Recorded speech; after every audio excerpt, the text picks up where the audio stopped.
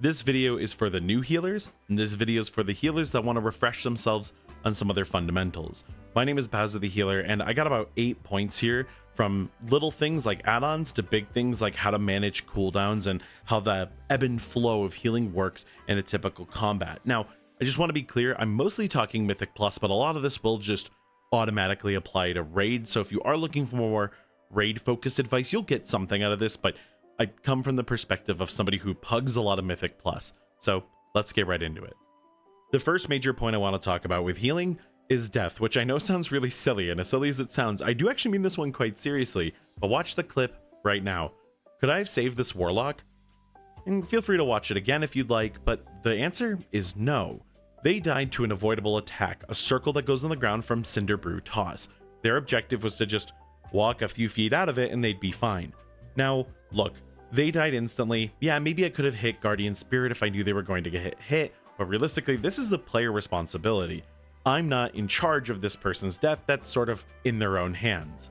But also, it's not too big of a deal, right? It's the start of a dungeon, they were clearly blasting, it's not really a problem. But for a new player, it can be really hard to tell if that was a problem. My recommendation is to use the add-on details, which is usually for checking how much damage you're doing, but you can use it to check your healing, damage taken, or my favorite, deaths. Check the death log to see how quickly somebody died. Was it something you could have prevented? Was it something obvious? Or did they die in like 0.2, 0.1 seconds instantly, right? You can't really save someone from dying instantly a lot of the times. That probably means a mechanic was failed, they stood in something, you name it. You'll know when somebody doesn't use their cooldowns, and as you get really good at using details, you can actually check healing meters and damage meters to look at auras, to see how much a tank had on uptime for one of their mitigation tools. That's more advanced down the line, but just learning how to look at the stuff and starting to understand the spells that are hitting people will help demystify some of the damage coming through. And when some DPS goes, healer, where were my heals? And you see they took their whole life bar in a third of a second, well then that's a skill issue. You don't have to worry about that one. They're just going to be a little mad about it and they'll get over it. But now let's talk about damage, specifically damage done to players. Let's talk about lethality. I like to look at health bars when they're on lethal. So let's say there's a spell coming out and it does a third of someone's life bar. Okay, that's cool. What if there's 3 enemies targeting 1 player? Okay, that's a little dangerous. If all 3 of those spells hit, they're probably going to die. Even if they don't die, the next thing that hits them probably will. That's called lethal, or they are on lethal. When they're sitting at 1/3 health and 2 of those spells are being cast on them, right? That is a lethal situation. I like to think about triage, the act of figuring out who you can save and who's gotta die. I like to think about lethality and how close someone is to lethality for figuring out who needs to be healed or how much healing I actually need to use.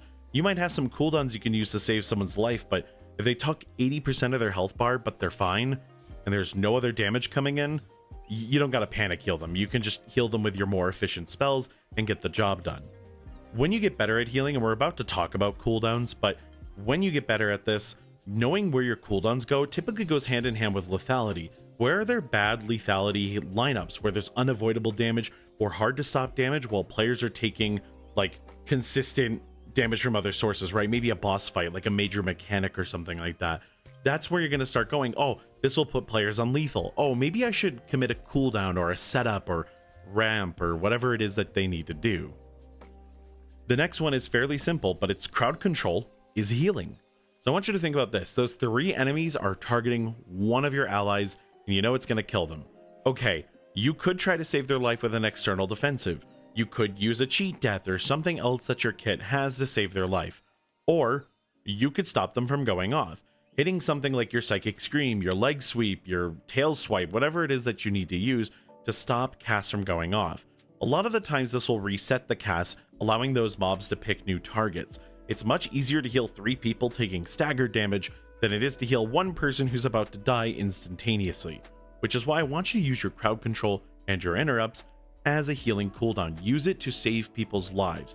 Sure, you might have multiple tools and you can afford to expend one to make the DPS life a little bit easier. Yeah, absolutely. But when the going gets rough, don't ever forget that you have these crowd control moves that can stop problems. Also, for those of you blessed with a kick, there's going to be a lot of priest footage here. Priest doesn't have a kick unless you're Shadow.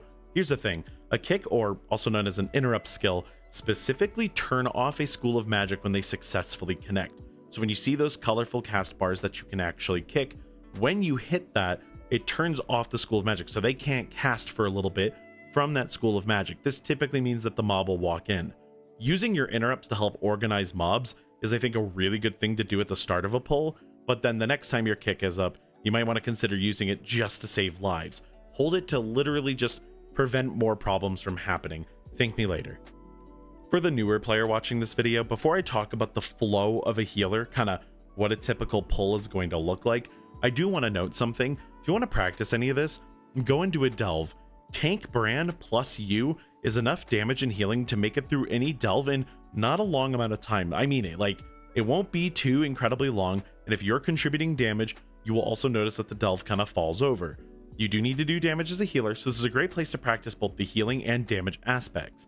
Bran, however, doesn't heal very much. This means you're going to really feel the impact of your heal on a tank and your heals on yourself. It's going to give you an idea of like how much they actually do and what they feel like to use.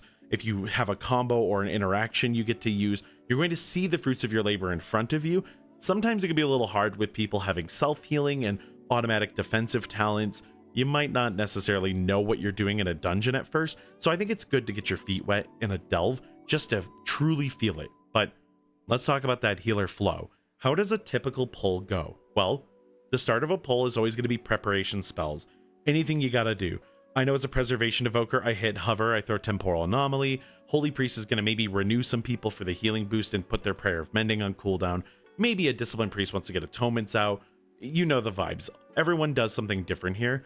Then it's time to do damage. Healer damage isn't crazy, but it's also usually typically front loaded and not too hard to do.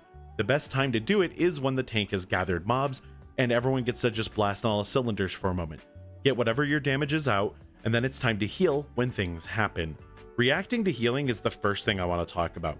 As long as there's no other planned instance of healing coming up, just react. When someone gets chunked, go heal them. If you're anticipating people to take damage, you can quickly prep before they get hit, and then you can go and heal them. But let's say there's a mechanic coming up, or there's, you know, a boss fight and it's about to hit really hard and you got to get ready. That's prepared healing. This sort of overwrites any triage you have to do, and that, yeah, you might need to save someone's life, but if everyone's gonna die, you kind of need to focus on everyone and not the one person. Unless that one person's the tank, but then you might all still die in that scenario. Preparation is so important when the pulls get harder. They're not going to necessarily be hard at first, so when you're first going through the dungeons, you might need to go like, oh, we all took a lot of damage there. I bet in a higher key that would hurt really, really bad, because it probably does. Then afterwards, when the going gets kind of quiet and you're back to doing damage, yeah, do damage yourself, right? Patch anyone up you need to, and hit any of your important spells. Some of your important on cooldown spells, you're not actually pressing when you need to do serious amounts of healing. So you might find that your Prayer of Mending has been ready to be pressed for a few moments, but you were in the middle of saving lives. Now it's time, it's calm, hit your essential spells again, and then get back to doing damage, restoring your mana, or whatever it is you absolutely need to do until there's something to react to. Every single pull works like this. Some are going to start maybe a little heavy at first, so maybe you don't got a lot of time to do damage. And then furthermore, there are some pulls where you have these extreme downtimes where there is nothing to do and you are just blasting damage, and that happens every once in a while. It's not a big deal, but you're going to see this flow happen all the time. So be prepared to react, figure out where you'd want to plan in a more difficult, more challenging environment, and you're good to go. Beginners, I mean it. This does come very naturally, so just start noticing as you go through boss fights, where are those problematic points where you're like, ooh, how do I deal with that later? Yeah, write that stuff down, mark that stuff, remember it. It'll come back, it'll be very useful the next time you approach it.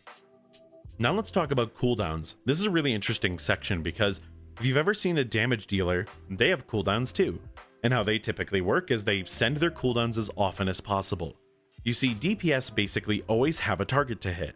So if they're going to get 80 to 90% uptime on most of their cooldowns, they'll just send it. They'll only save it for special occasions.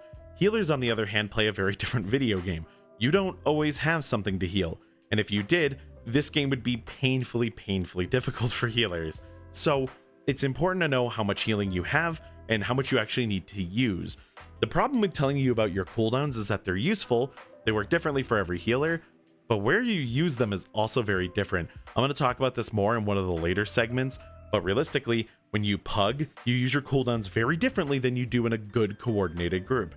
When you're playing in a good group, they're kicking things, they're crowd controlling things well, they're using defensives, you might not have to do as much healing. When you're in a pug and it's a little more chaotic, you might have to do a lot more healing. So my recommendation is use the cooldowns as you feel like they're needed, until you find a spot where you should probably save it for a harder, more difficult encounter, like a higher level dungeon. Use them to know how they work, and then start saving them as you don't need them. The bigger suggestion really is to work on your low end and high end healing. Learn how to work with your cooldowns when you're blasting and getting as much healing as possible, and then work on your low end. When you don't have as many tools, what can you do and how can you play efficiently when you're lacking cooldowns? And as a quick aside, if you have like a 30-second cooldown or less, there's a chance that you can send it off rip most of the time. When I talk cooldowns, I'm really talking about the 1, 1.5, 2, and even 3 and 4 minute cooldowns, the big ones. The smaller ones might be a part of your typical general rotation, so don't be worried about using those. It'll probably be a part of your kit and how your class operates. For instance, for Preservation Evoker, you have some 30 and 20-second cooldowns that are part of your natural rotation. You're going to use them pretty often, and you're going to be like, whoa, that's a 30-second move. Do I need it? And yeah, sometimes you do wonder if you need it, but you're going to be using it a lot. So don't fear those lower cooldowns. Now, I want to talk about things like Plater and details, but I want to talk details for a moment because this is one that's going to save your buns whenever you get to raiding, and it's just as important in dungeons. Healing per second isn't a very important stat. So healing per second tells us a few things. It tells us how much healing we can pump out when we're blasting on all cylinders, and it tells us relatively how much healing we had to do in a fight. Remember, damage dealers always have something to hit. Healers, no, not really. They don't always have to heal. This means that HPS doesn't tell you how good or bad you were doing. If somebody came up to me and was like, oh my god, Bowser, look at my healing parse in a Cinderbrew meadery, I would ask them if they need help. I'd ask them if they're hurt, like are they okay? Do they need like a hug? Because that means that there was more damage going on.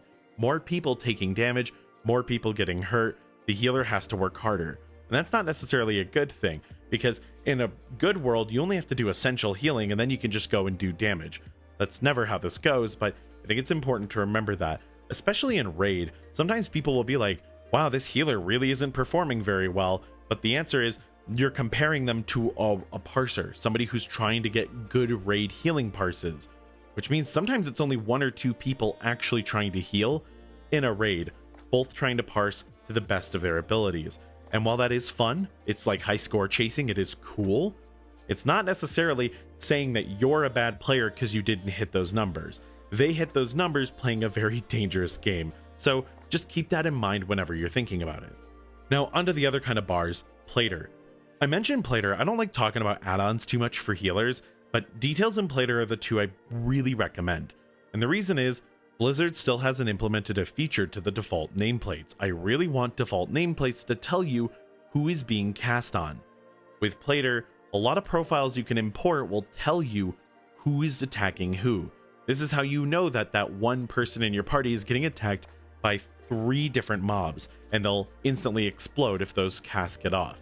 This information might be hard to parse when you're new, but as a veteran of the game, you're going to need to see that information. It will help you save lives. Now, technically the mobs do literally look at the target that they're casting on, but you know how this game goes. Sometimes you're all in a nice little bubble, a sphere of players, and you're not going to know who the hell someone's targeting, so it's very important to have something like Plater. But I really do hope that Blizzard adds this feature into the game, as a lot of people like the base Blizzard nameplates aesthetic, and I don't blame them. It'd be nice if this feature could be a part of the default UI, but that's important. If you do want any of my interface stuff, by the way, I have an interface video that I release like every season or 2. I'm probably due for updating it, but all my info's in there if you'd like it. I always have to make a section about healer damage, and people always get frustrated with me, but too bad. I can't be too nice about this one. As you get better at the game, you're going to need to do damage. Now, for a new player, don't be too worried about it. Learn what your damage buttons are, learn how to do your damage, and it'll just come naturally over time. I mean it. Healer damage is very front-loaded and easy to do. You can just kind of press all your buttons, get it all out there, and then get back to healing pretty quickly, and pretty often, actually. If a healer's doing 5 to 7% of a dungeon's damage, or heck, even 3% of the dungeon's damage, if you asked any DPS player, hey, would you bring an extra 3 to 7% damage every single time you ran a key? They'd tell you, yeah, every single time.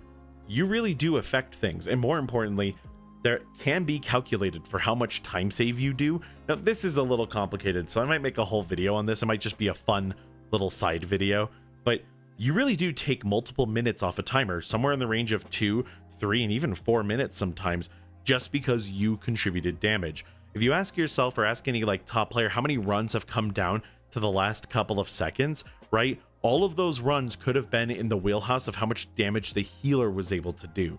So always keep that in mind. Your damage is important, but if you're learning again, learn how your damage works. Don't overthink it. You will find the free time to do some damage and get some kind of contribution in. Anything helps. Anything always helps. And for my final point of the video, and arguably maybe one of the most important, pugging in World of Warcraft is an entirely different game than playing coordinated.